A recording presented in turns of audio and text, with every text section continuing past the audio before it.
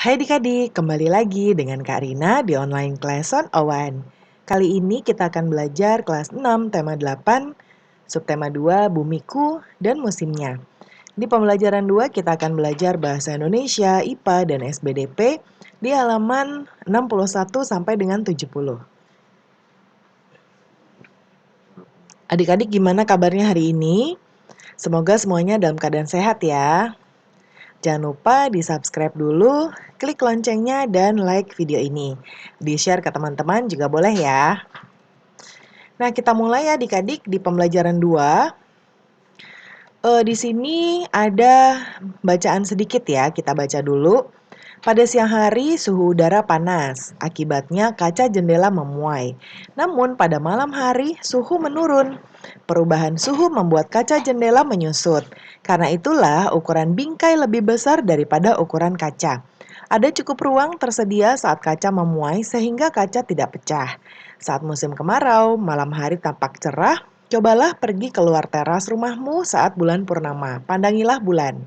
Nah, sekarang kita akan menjawab bagian ini ya. Bagaimana bentuk bulan? Nah, bulan tampak bulat ketika purnama ya. Kalau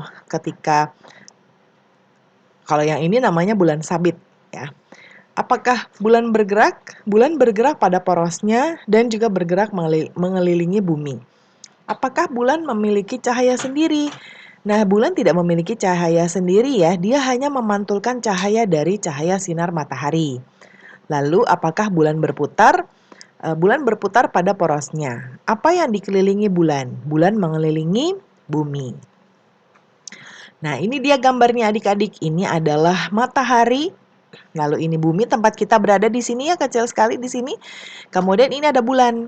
Nah, bulan ini yang kalau kita lihat malam-malam itu ada ya, dia ini memutari bumi.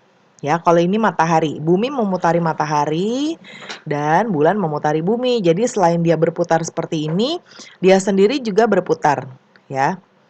Seperti ini. Apa yang dapat kamu simpulkan dari gerak bulan? Bulan melakukan 3 gerakan putaran sekaligus. Berputar pada porosnya atau rotasi, bulan berputar mengitari bumi atau revolusi, dan bulan bersama bumi mengitari matahari. Ya.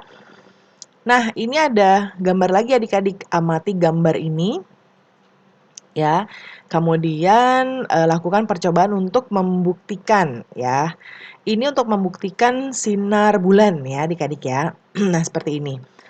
Nah, bersama temanmu lakukan percobaan ya. Eh, ini ya, tata tertib melakukan percobaan. Nanti ditunggu arahan dari Bapak Ibu guru. Ya, ini juga. Nah, menguji kenampakan bulan purnama.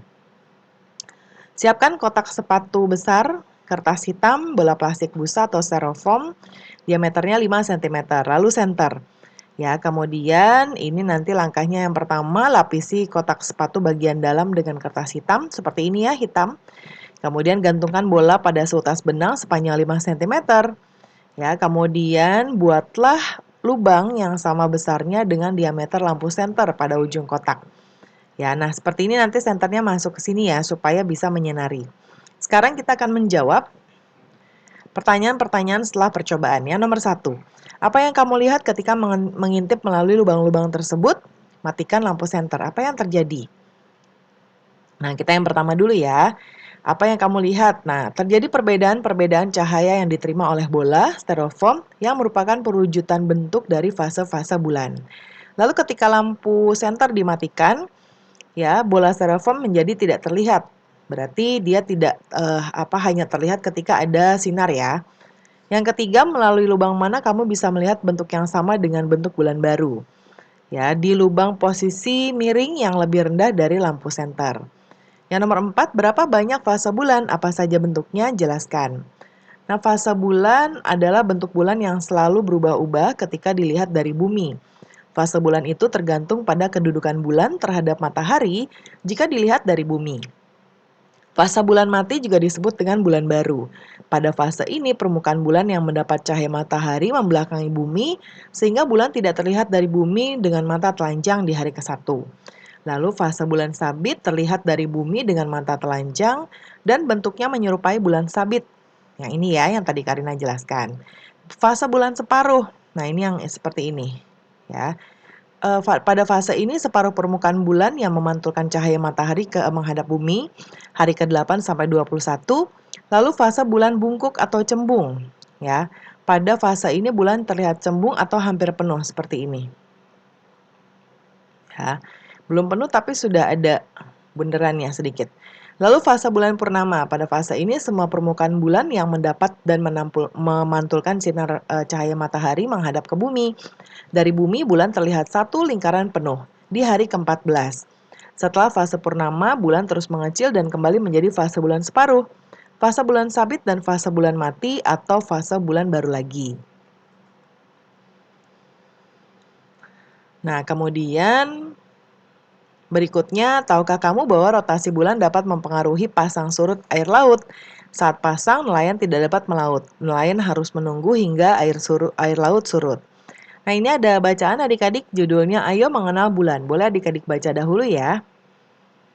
Nah, lalu berikutnya kita akan menjawab bagian ini. Berdasarkan bacaan di atas, tuliskan kembali gagasan utama dari bacaan dan informasi penting yang mendukung gagasan utama tersebut. Gagasan utamanya nanti adik-adik taruhnya di sini ya. Di sini. Gagasan utamanya bulan adalah satelit alami bumi. Informasi penting, bulan satelit terbesar kelima dalam tata surya. Permukaan bulan sebenarnya gelap. Bulan berpengaruh terhadap budaya manusia. Lalu gravitasi bulan menyebabkan pasang surut lautan. Nah, kemudian adik-adik di sini ada contoh tarian yang dilakukan secara berkelompok ya. Nah, seperti ini ada tari bedaya Ketawang dari Surakarta, tari serimpi dari Jawa Tengah, untuk detailnya bisa adik-adik baca ya. Lalu ada tari Pakarena dari Sulawesi Selatan. Lalu ada tari Gantar dari Kalimantan Timur. Nah, kemudian berikutnya berdasarkan informasi yang kamu peroleh tentang contoh-contoh tarian yang ditarikan secara berkelompok, buatlah kartu informasi yang berisi tentang informasi dari tarian-tarian tersebut. Nah, Karina sudah buat di sebelah kanan. Seperti ini ya. Yang pertama, tari bedaya Ketawang. Tari bedaya Ketawang merupakan tarian sakral Keraton Solo. Pementasannya dilakukan ketika upacara penobatan Raja Baru. Tari bedaya Ketawang diiringi dengan musik pokok bentuk ketawang. Tari bedaya Ketawang memiliki persyaratan tertentu. Tarian ini merupakan pemujaan dan persembahan kepada Sang Pencipta. Tari bedaya Ketawang diperagakan oleh 9 orang penari wanita. Kualitas gerak halus, cenderung lembut atau pelan. Lalu tari serimpi tari klasik yang berasal dari Jawa Tengah. Tari klasik mempunyai arti tarian kristalisasi keindahan yang tinggi. Tari serimpi memiliki gerak lemah gemulai. Gerakan menggambarkan kesopanan dan kehalusan budi. Tari serimpi memiliki kedudukan yang istimewa di keraton-keraton Jawa. Tari serimpi bersifat sakral setingkat kesakralan yang sama dengan pusaka.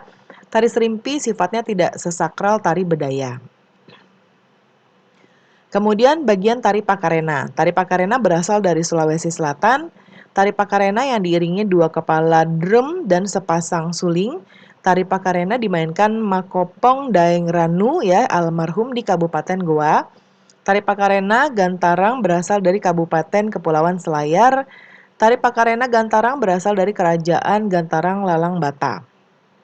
Kemudian tarian dimainkan oleh 4 orang penari perempuan. Pertama kali ditampilkan pada penobatan Pengali Pataraja. Lalu tari gantar. Tari gantar ditarikan pada saat upacara adat tertentu. Lalu tari gantar dipentaskan pada saat upacara pesta tanam padi. Properti yang digunakan tongkat panjang kurang lebih 60 cm. Lalu ujung tongkat dihiasi rumbai-rumbai. Kemudian tongkat panjang berfungsi untuk melubangi tanah. Lalu bambu pendek digunakan untuk menaburkan benih. Pola gerak hentakan kaki menggambarkan cara menutup lubang pada tanah yang telah ditaburi benih padi. Nah, kita kecilkan kembali. Nah, sekarang sudah selesai ya adik-adik. Pembelajaran kita sudah selesai. Semoga pembelajaran hari ini bisa bermanfaat. Jangan lupa di-subscribe, klik loncengnya, dan like juga video Karina. Di-share ke teman-teman juga boleh ya. Terima kasih sudah menonton sampai akhir. Mohon dimaafkan apabila ada kesalahan dalam perkataan maupun dalam materi yang diberikan. Sampai jumpa di pembelajaran berikutnya.